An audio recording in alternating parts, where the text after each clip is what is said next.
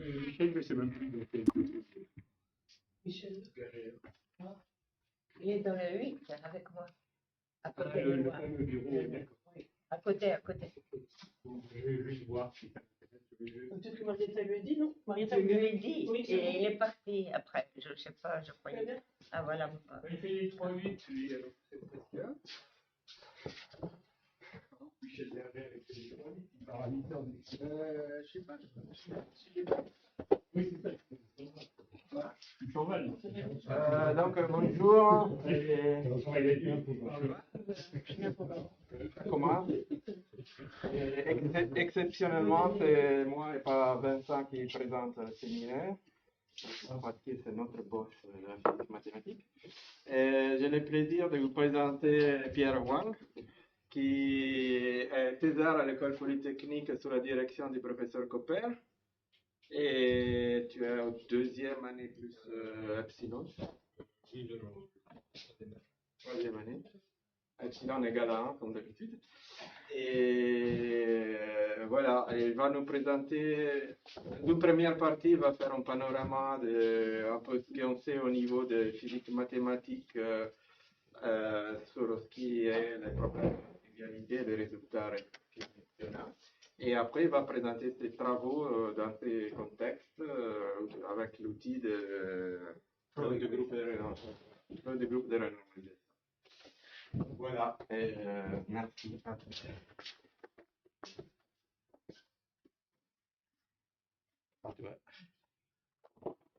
Thank you, Ricardo. So it's a pleasure to meet among you. And as Ricardo said, so it's an honor for me to present, first of all, just a short review of the triviality results established so far for the 5-4 theories. And today I will also talk about the work I have done during most of my PhD with Christophe concerning the triviality of the 5-4 theory in the mixed-field approximation in 4 dimensions. So, first of all, I will try to talk about sort of motivations for the triviality. Then I will try to do a short review on triviality results established so far. So I will mainly talk about results established by Eisenman, Dominique Copin, and also Polish for lattice. And then I will talk about my work. So we have investigated the triviality of the main field ON model scalar theory in 4 dimensions. So we use the flow equations for the ON model in the mixed-field approximation as a tool to build the trivial solution of the ON model in the mixed-field approximation. And then I will try to finish my presentation with some perspectives. So first, I'll start with some motivations. So it is known that there are some non-asymptotically free renormalizable QFTs, for instance, the quantum electrodynamics QD and the 5-4 theory. The 5-4 theory manifests in a way in the standard model via the Higgs field, although in that case, in the standard model, the Higgs field is coupled with other sectors in the standard model, with fermions and gauge fields. From the point of view of perturbation theory, there is also manifestation of triviality because of the divergence of the Ronick coupling constant G of lambda at the lambda pole. And for instance, if we fix the ubiquity of lambda max and we send it to infinity, if we want G of lambda max to be fixed, we have a finite result only if the renormalized coupling, which is G of lambda physical, we can take it to be equal to 0, which is often the case. If this quantity goes to 0, this implies triviality. And so here in my presentation, I will review these 2 results. So for the 5-4 theory in the D dimensions, for D being strictly bigger than 4, it has been proven by Eisenman and Fröhlich for 1 or 2 component scalar fields that the continuum limit on the lattice is trivial. While for D equals to 4, well, this has been tackled by Fröhlich for d equals 4, but with some strong hypothesis. And for d equals 4, Eisenman and Dominique Coppa managed to prove the triviality using multi-scale analysis more recently. I'm sorry, for d equal to 4 in this case, so it's for n equal to 1, 2, or for any n equal 1 here, and here it has been established for d being stricter than 4 for n equal 1, and Fröhlich also established for n equal 1 or 2. As I said earlier, the triviality of the full standard model is an answer to the question because of the coupling with the other sectors of the standard model, the fermionic field or the gauge field. Since here we only study scalar fields which are coupled to themselves. There has been also discussion about the consequences of the triviality. So before 2012, people tried to compute upper bounds on the Higgs mass, and if the Higgs mass if the upper bounds were too high, then we would mean that they would be close to the Lambda police. It would lead to a catastrophe, in a sense. So our method here is based on the flow equation in the midfield approximation. So this approach has been introduced by Copper in his paper, and here we use it to analyze the ON vector model for n being bigger than 1. So here we treat the theory with an arbitrary number of components. And my main work during my PhD was to improve the triviality results established by Copper in his paper, and our paper will appear soon in Journal of Mathematical Physics. So let's start with a very short review on triviality results. So it's just a review, we will be quick on this part. So I will mainly talk about the triviality of the continuum limit on the lattice. So first, let's have a look at d being bigger than 4. So I will just take up Eisenman's work. So here we consider a finite lattice, lambda including z to the power of d. And here he considers the Eisen model. So this means n equal 1. We spin sigma x, which can be equal to plus minus 1 for x in ZD. So here is the Hamiltonian for the ferromagnetic pair interaction at zero magnetic field, which is this quantity. So in the case of the nearest neighbor interaction, you take j of x, y to be equal to 1 if x and y are nearest neighbor. Or also, if you have this quantity can also be written as g of x minus y if you consider translation invariance in translation invariance. He also defined expectation value of quantity f, which is this quantity. The trace of our big lambda is defined by this quantity. So it is the sum over the spin divided by 1/2, and you take the product over the lattice.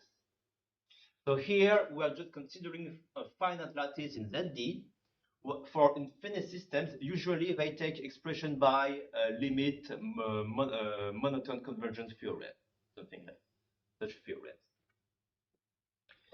So just to recap everything, so what he looked at the connected 4-point function U4, x1, x2, x3, and x4, which is defined by the correlation of spins for 4 different points minus the product of the 2-point function up to permutations and the sum of all the permutation between the different points.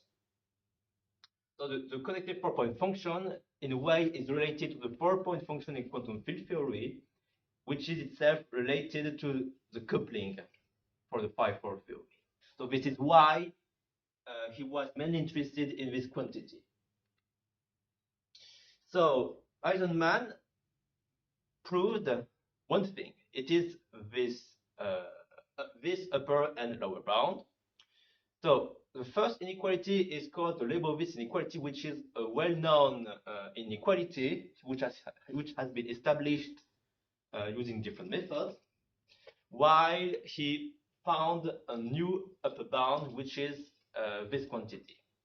Usually, correlation inequalities are established and well known for one or two component spins. But for higher component spins, there has been no useful correlation inequalities which has been established. We don't know yet how to compute them. It is thought to be quite difficult. But the main identity Eisenman derived in this paper is a tree diagram bound, which is bound. So the modulus of the 4-point function is bounded by this quantity. So first he proved it for finite systems, and then for infinite systems he takes the limit using the monotone convergence theorem. So the reason why we call it the tree diagram bound is because if let me sketch a graphic representation. So if if we represent the 2-point function like this with a straight line between 2 points, so he proves that the 4-point function is bounded by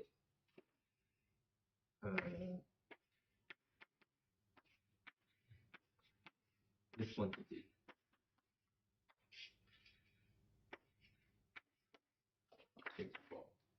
So this looks like a tree in a sense. So this is where the denomination comes from.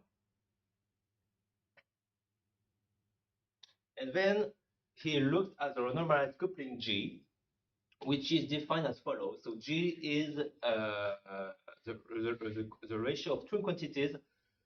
This quantity, which is the sum over all the x2, x3, and x4. You can also say this would correspond to this quantity at zero momentum. And psi, which is the corresponding length, which is often in quantum field theory associated to m to the power of -1, which is the mass.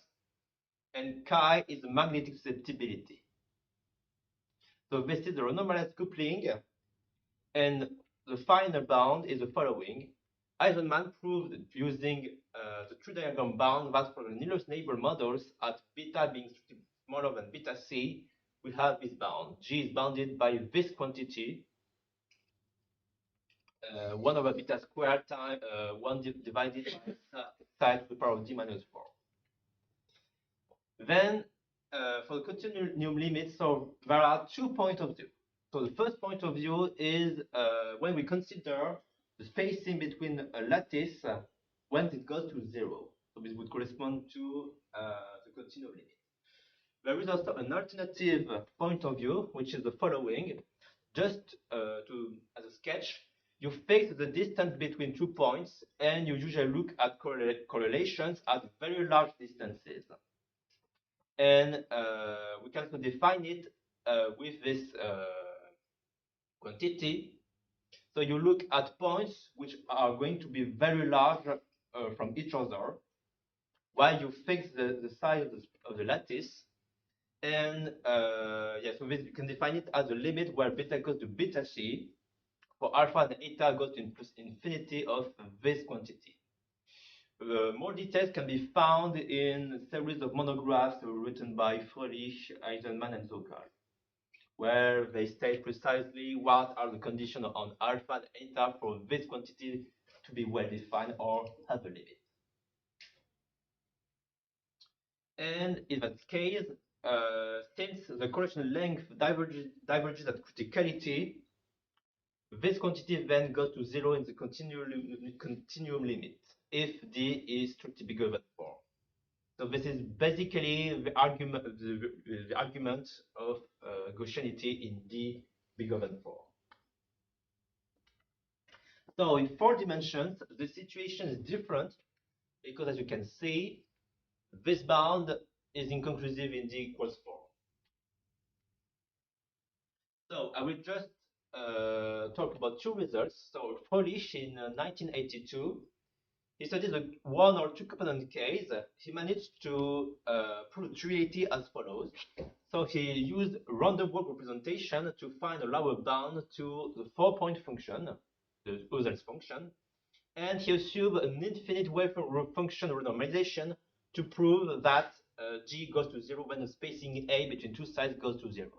So he just took the alternative point of view, which is you consider a lattice with a spacing between 2 sides, and then you take the limit where the spacing goes to 0. And more recently, Dominique Copin and Eisenman proved the case D equals 4 using multi-scale analysis. So they improved significantly the tree diagram bound for the nearest neighbor magnetic models at beta being smaller than beta c, with an additional term, this one. If you compare this to the this one,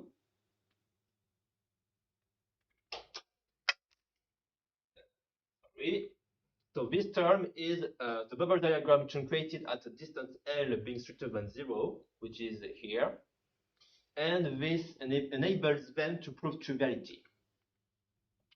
So at criticality, they show it turns out that the bound 12 implies triviality because this quantity behaves as O of big log L, because of the 2-point function which behaves as a power decay law.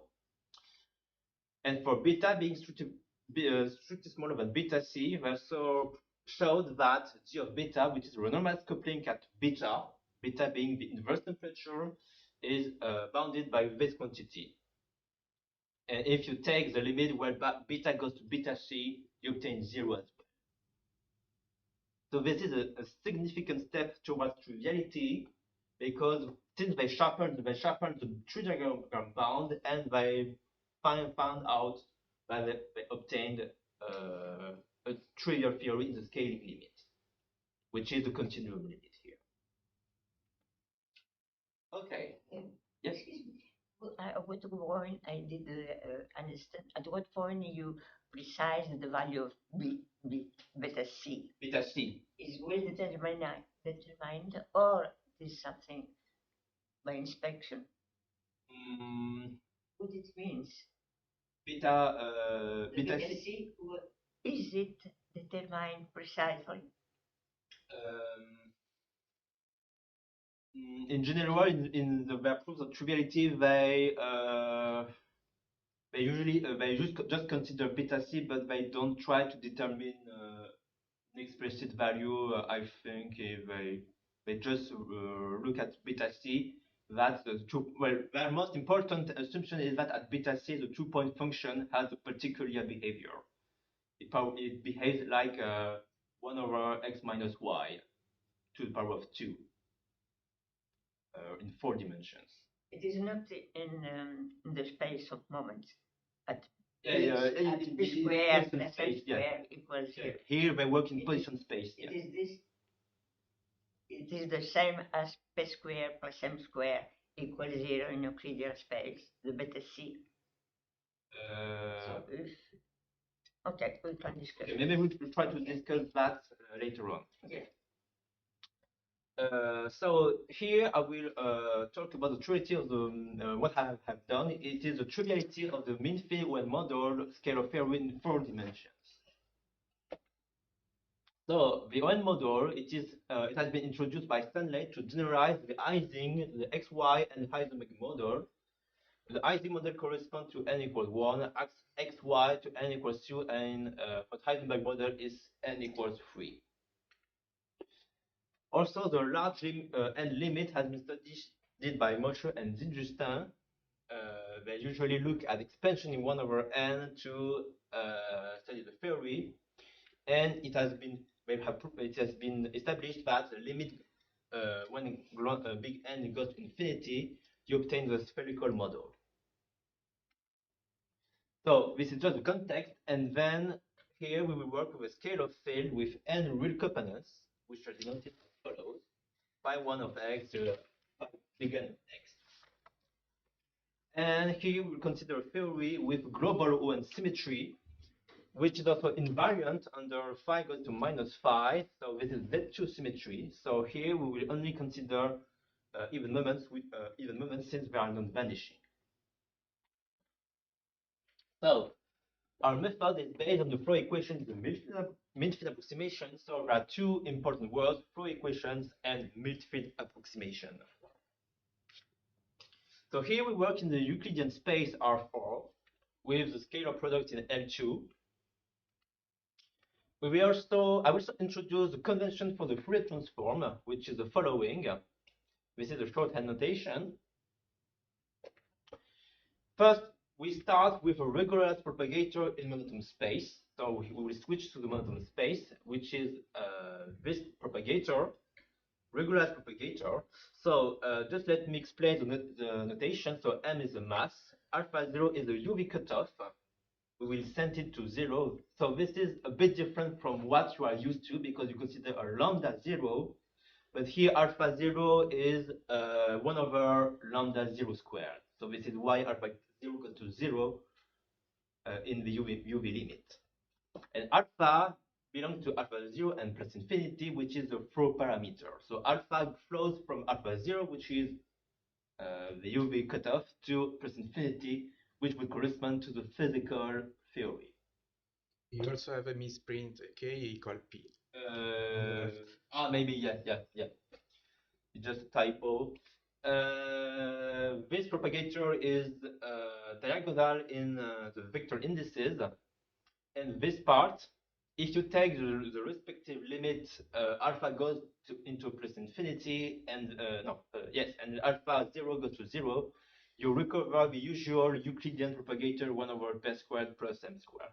So this acts as a regularization, in a sense, for everything to be well defined. So then we start with this bare interaction Lagrangian for a theory for the Z2 symmetry. So we choose this bare Lagrangian. So first of all, just let me explain what I've written on my slide. So you have phi 2 squared, which is defined as the sum of the phi I squared, and phi of power of n is equals to phi squared to the power of n over 2.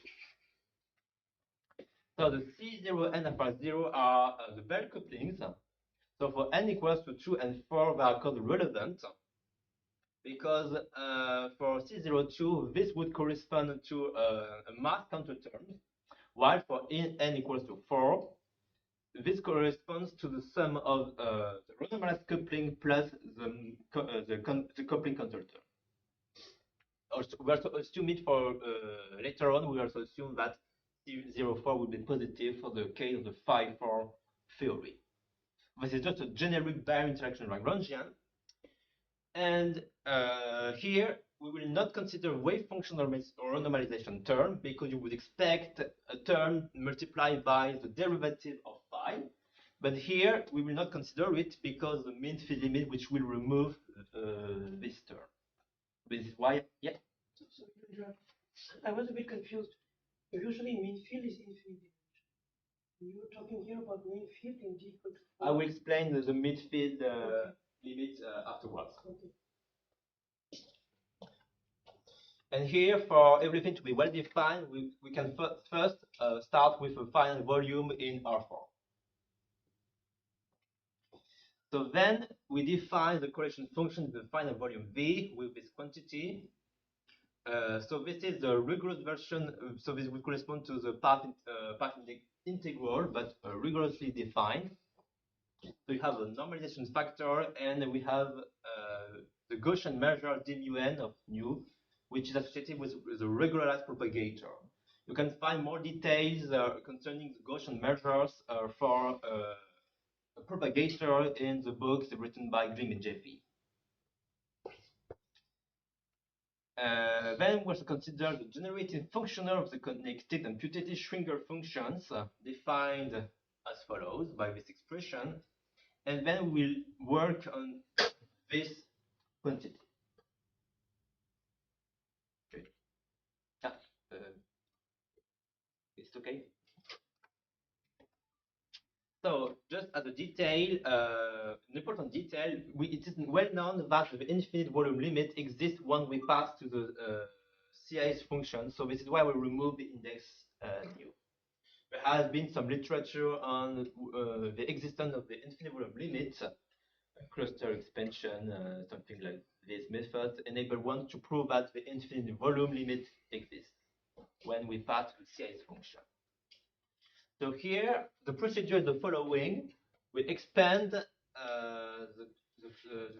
generating functional as a power series of the Fourier transform of the field using like this, like this. And we will try to study these coefficients. Since we have a translation invariant in position space, since we work in 4, we can factorize it as follows. So first we have distributional part, direct distribution which corresponds to momentum conservation. And then there is a smooth part, and this is what we are going to study. So this is important because since we can factor out the distributional part, it will be easier for us to study this quantity afterwards. And there will be no problem for the mathematical point of view. So let's have a look at the midfield approximation. So here, the midfield approximation, well, here we suppose we take all momenta to 0. This, in a sense, will correspond to, we integrate over all the coordinates and then we divide by the volume. This is an equivalent. So this is why we work in momentum space. It's as if we set all the momenta to 0. So this is an approximation which will enable us to simplify the study. And there is a further technical simplification. So it's just a technical one. So we set the mass equals to 0 and we restrict the study to alpha 0 and 1. If I have the time, I can explain this technical simplification, and I also try also to talk a bit about this when you can drop this simplification. So as I said earlier, we define the midfield limit of the CIS function as the CIS function but at 0 momenta. And then the flow equation is the midfield approximation. So I don't want those derivations, but this is their final form. So this is a partial differential equation which relates the derivative of an with respect to alpha with the other an prime, and for different indices. So first you have a linear term here, and then you have a second non-linear term, also called a quadratic term. So C is 1/16 pi squared. C dot of alpha qm is the derivative of the propagator with respect to alpha, and q is minus p1, p2, pn1 minus 1 because of the momentum conservation. And you have well, actually it has been this is initially present, but it disappeared in the midfield approximation because of this quantity. And S is an average operator which permutes momenta and color indices here. So here there is a first difficulty. It is due to the fact there is no inductive scheme here. So to simplify this set of infinite differential dynamic system, we will use the symmetry of the theory to analyze the dependence in the vector indices. So this is the initial flow equation is the midfield approximation. To simplify them, we will use these properties. We use the fact that first, since we work with a symmetry, with Z2 symmetry, the IN are 0 if n is odd, while and IN are symmetric under any permutation of its indices. So this is the Boson symmetry. And IN is when invariant in the following sense. So if you introduce an orthogonal matrix, you must have this, the AN must be invariant under an orthogonal transformation of its indices. So in a way, it's tensor. So using all of these properties, this implies that you can write AN as follows. It is the product of a smooth part times this tensor, which is a symmetrized part of the product of the Kronecker symbols.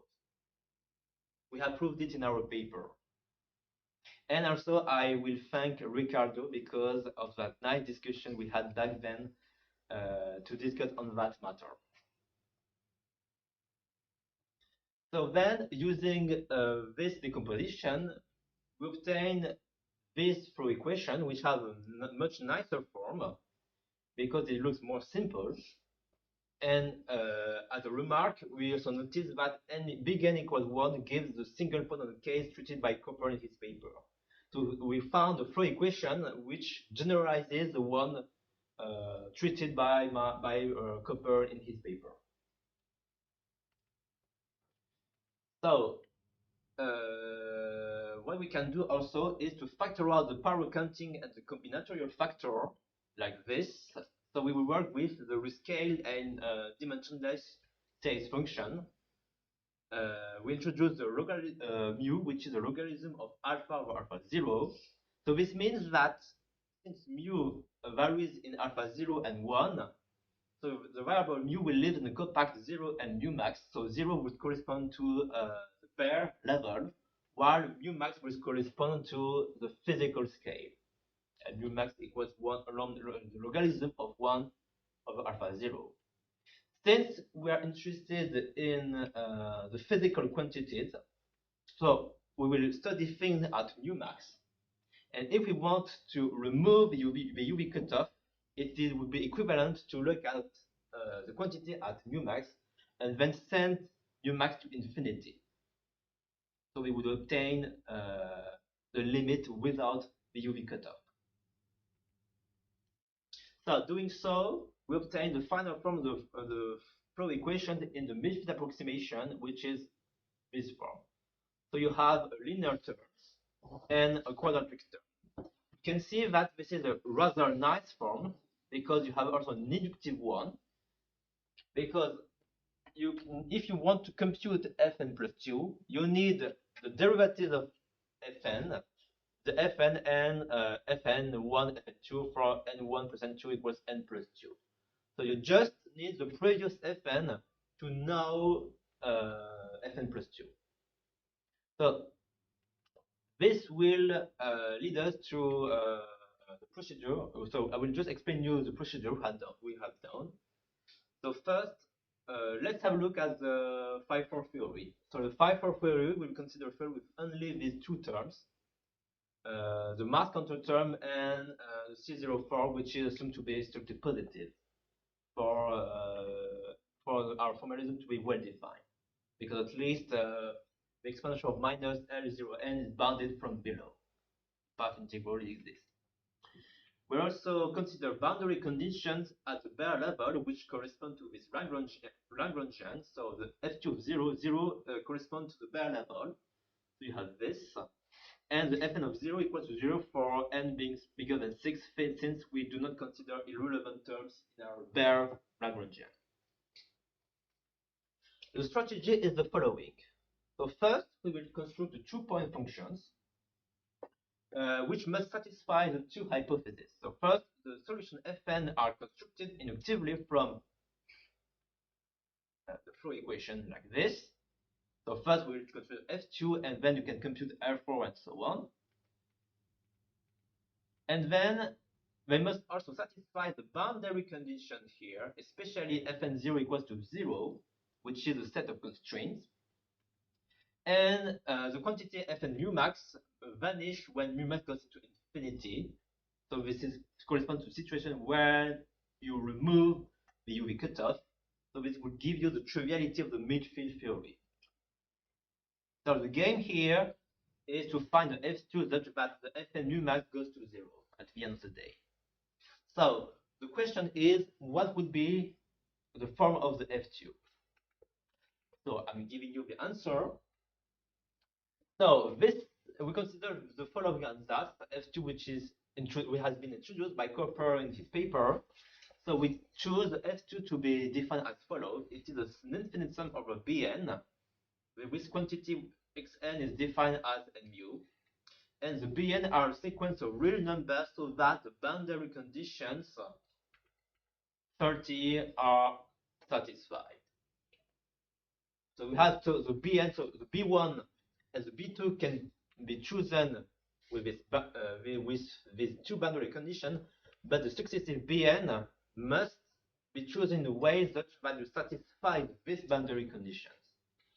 And it turns out that the Bn can be computed inductively using the flow equation, and B3 and so on are determined from the B1 and B2. So there is actually an inductive relation between the Bn from the boundary condition. So the big result here is to prove that F2 is well defined for mu in 0 and mu max. So we have proven that there exists a constant which depends on big N, C02 and C04, such that the Bn are dominated by a convergent series, term of a convergent series. So this means that the F2 is well defined in the compact 0 mu max. In order to prove this bound, so the proof is done by induction using the flow equation, and it is a lengthy proof and delicate one. But we have done this in our paper. So then, so from this bound, the solution Fn actually well defined for mu in 0 mu max because of the flow equations. And actually, we even have this result, which is important. The solution vanishes in the UV limit in the following sense, that the derivative of Fn of mu max goes to 0 when mu max goes into infinity for L positive and N being bigger than 2. So this means, so in order to prove this result, we use our ansatz and again the flow equation to prove this assumption. So we can recap our findings in the following theorem. Existence of a trivial midfield solution. So if you consider a bare interaction Lagrangian for the 5-4 theory, and with the corresponding midfield boundary condition with C02 and C04, which are arbitrary constants, C04 is positive, then we have proved that there exists smooth solution of 28 which satisfy the boundary condition and vanish in the UV limit. So far, this is just the existence of the existence theorem. So this means that for fixed boundary condition, you can find a trivial solution. You can construct a trivial solution. But the question is not entirely resolved because there is a second part, which is the uniqueness of the trivial solution, because it's just the existence. There is a highly non-trivial point. The solution Fn actually not analytic and mu equals to 0. And mu equals to 0 is the point at which we impose the boundary condition. So this is linked in a way to the fact we have an infinite set of constraint Fn 0 equals to 0. So constraining all the trajectory to pass to 0 at mu equals 0 in a way destroys the analyticity property at mu equals to 0. So this is a kind of a big problem, because you could introduce a solution with such that all the derivatives are 0, with the famous expansion minus 1 over mu, something like this, and you would not see the difference. So here, for simplicity, let's take n equals to 1. We can generalize it to arbitrary values of n. So here we can consider the midfield effective action here, which is a midfield version of the series function I have introduced in slides. we have a nice property which is the local analyticity of the midfield effective action. So if we consider the solution Fn constructed from the ansatz and for the fixed boundary condition, then we have one thing. And mu equals to 0, LMF is polynomial with respect to x because of the bare interaction Lagrangian, which does not contain irrelevant terms. So you have a polynomial. Just let me remind you. So since you have only two terms here, the bare midfield action is polynomial with respect to x, and for mu being stricter than 0, this is locally analytic with respect to x.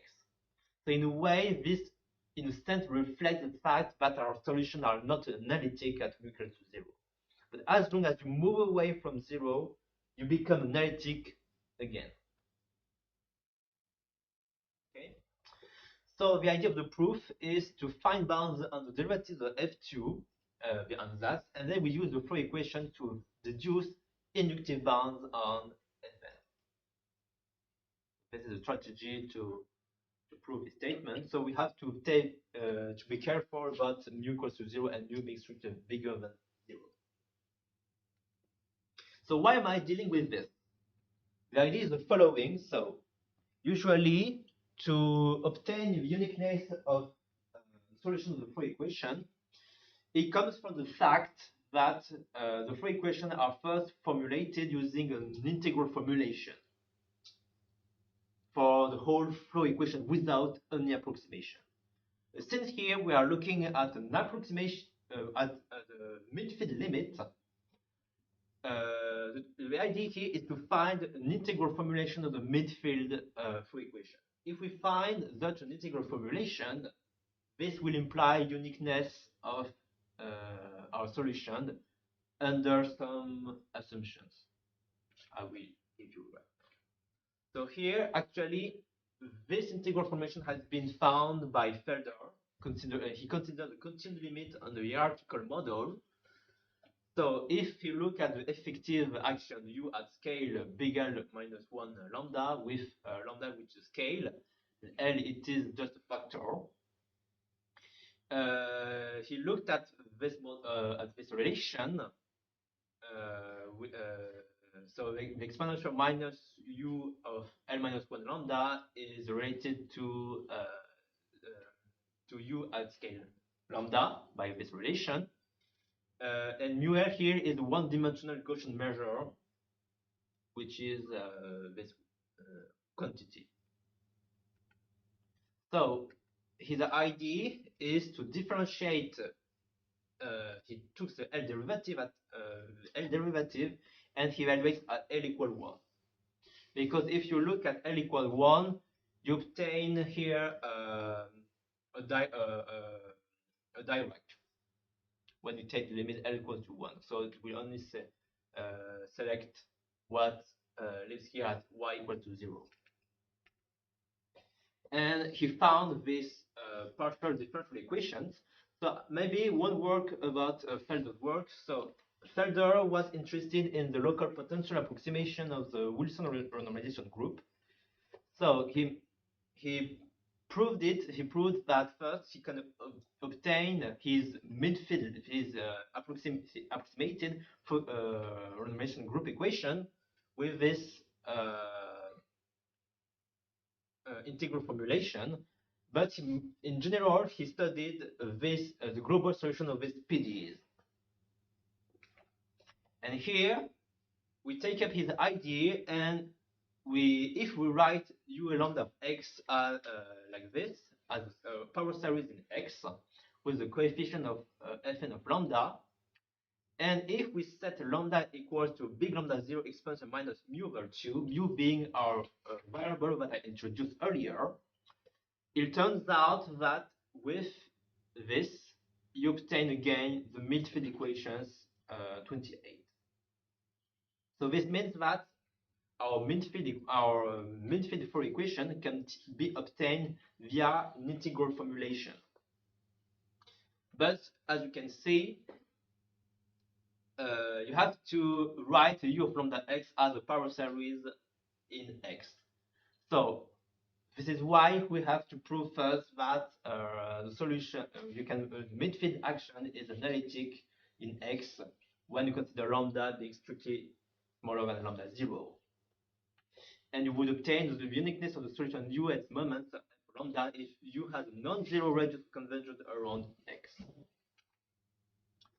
So we can state the following uniqueness theorem. So if we consider fixed mean-field boundary condition 30, and we consider the Fn of mu be the mean-field solution of 28 of the three equations which are constructed from the ansatz. So if we take another solution of the mean-field equation which satisfy the same boundary conditions, if we look at solutions such that the effective mean-field action exists with respect is locally analytic with respect to X for lambda being strictly smaller than lambda 0, then the Fn of mu are equal to Fn tilde of mu. Of course, for lambda 0, what happens is since we choose a bare Lagrangian with only two terms, this is polynomial at lambda 0. If you move away from lambda 0, you have to consider, we can assume that it is locally analytic, and then you obtain the equality of the moment in that case. And the extension to n equal being bigger than 1 is possible, and it can be done analogously. So you can look at our paper for more details. So I will try to state some perspectives. So what I am currently doing with my supervisor is to try to establish a relation between perturbation theory and our non-perturbative approach. Because here, since we just have a non-perturbative approach, we do not expand in something in a power series thing. And here, this is in preparation because we want in preparation. So the main thing is the following. So we want to prove that as long as you keep the UV cutoff, if you maintain the UV cutoff, you can recover perturbation theory up to order k, because it's well known that perturbation theory diverges, but it is bothersome at all.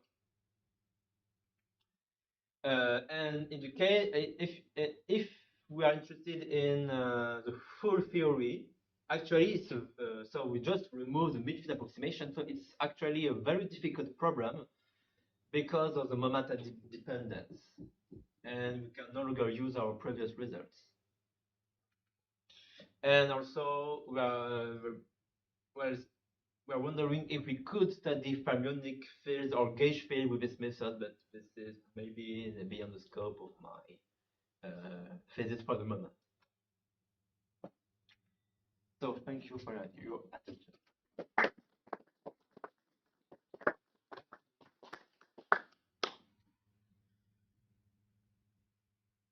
The 5 is elements. The 5 you refer to the 5. Can I? Number 5. Slide number 5. The reference number 5. Reference. Yes. It was Copernic. Okay, yeah. Thank So are there questions? Naive question because I need some of the details. You mentioned what's called the local potential approximation. And what is the precise relationship between your mean field approximation and the local potential approximation? Well, if I'm clear, I understand. Alors,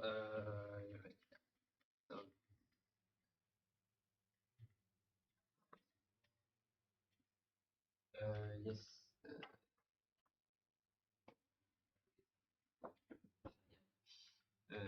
Yeah. If I'm correct, I think it's very similar to the midfield limit, but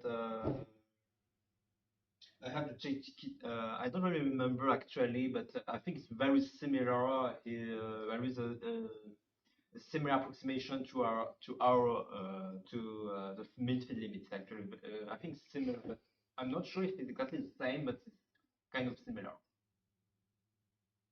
I have to look at your paper. Yeah.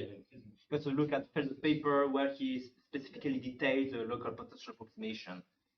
But what Feld has done, he started from the Wilson-Robinson group equation, then he applied the local potential approximation to simplify it. Yes. And then he found out that he can find it again using an integral formulation, using this integration formulation. And we followed his ideas because actually we find again the full equation.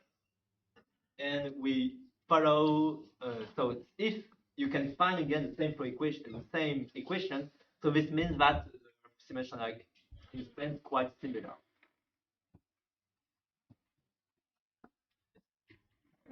No, that's very interesting. Well, maybe another question or suggestion. I remember in the several decades ago, I've used this kind of local potential approximation to study not the 5-4 theory, but the theory of wetting transition or interface. I participated to this game, but it was started by Michael Fisher or also Stan Leibler and Edouard Brezin. So I presume you could look at Okay. Okay, maybe we can discuss it. give you reference. Maybe we can discuss about that. Yeah, it was Alpha. No, please. Yeah. I wanted to ask, do you have an idea if your analysis of analyticity and all the other results could be done in D equal 3? We have done so far for D. Yes. Yeah. Oh. Do you have an idea of what will change in your analysis? If it will be doable, or do you see any problem? Well, if you look at D equals 3, so you consider lower dimension. You need a mass. Yeah. But apart from this?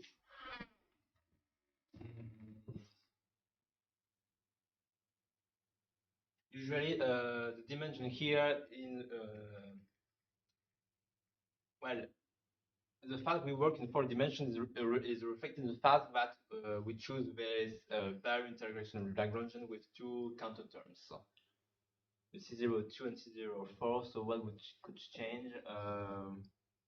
Yeah, 5-4 is strictly relevant. Yeah. I don't know actually. The reason was that this is related to the 3D Ising model. Wondering if your results could be useful for people doing numerical analysis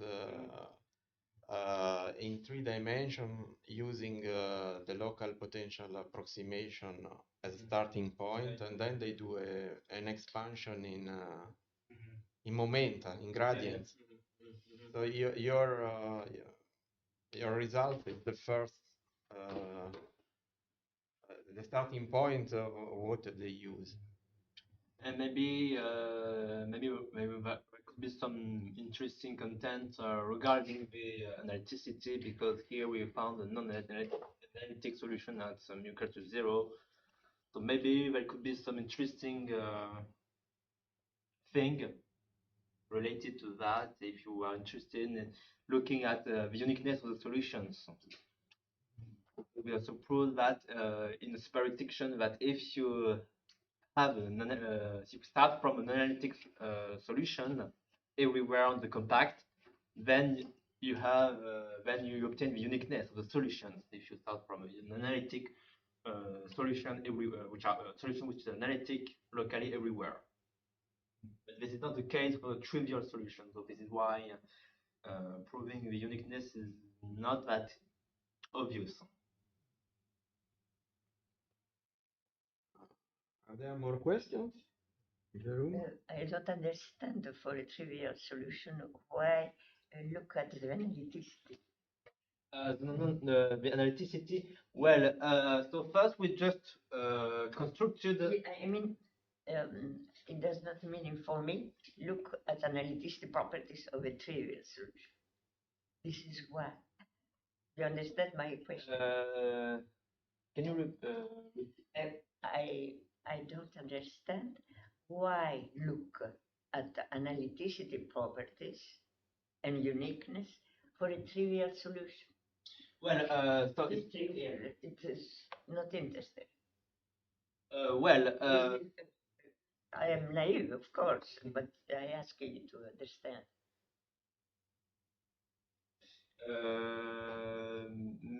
I just so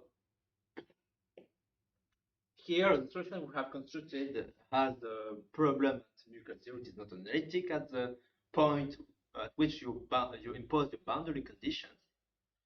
So we usually want to prove that this is the solution because you could find another solution which satisfies the boundary condition but could not be trivial in the midfield limit. But here is the thing that we want to prove that this is the only one solution, the unique solution to this problem. Using this formalism introduced by Unique solution for this formalism, for this point of departure. Yes. Okay. So for if you fixed boundary condition, there exists only one solution, and it is trivial. Well, at least in the midfield limit. Your formalism. Yeah, formalism, which consists in taking the midfield limit to simplify the study. I will comment. I will say that if you want to study unicity, it means that you have to compare your solution with something that is generic. So the generic solution is not trivial a priori. And the fact that it needs analyticity is because basically this approach is considering the Taylor series with respect to the fields. No, but and explained very well. with respect to the my field, problem. Yes. and to get the generic solution, he has to somehow sum up everything. That's So we prove that we have the analyticity with respect to the midfield action. This would imply the equality of the moments of this expansion, the powers of the main value of the field. Okay. More questions? No? Okay. So thank. The paper of Dominique with Einzelman, Wilcopen, Yes. yes. You have the number in your Yeah. paper. I have your paper. I found yesterday your paper. But can you give me The references for Dominique Copin's paper? Yes. Yeah, of course. It's number 3. It's a very long, big paper. So I just summed up just the two main results. The main results they have established in the paper, but it's a very long paper because it was very difficult for them to improve the three-diagonal bound. They used the same method. They used something we call random current representation. But probably she used a different approach using random work representation. Your paper is the one I found in Archive. archive. Archive, yeah. It will be it will should appear soon in Journal of Mathematics.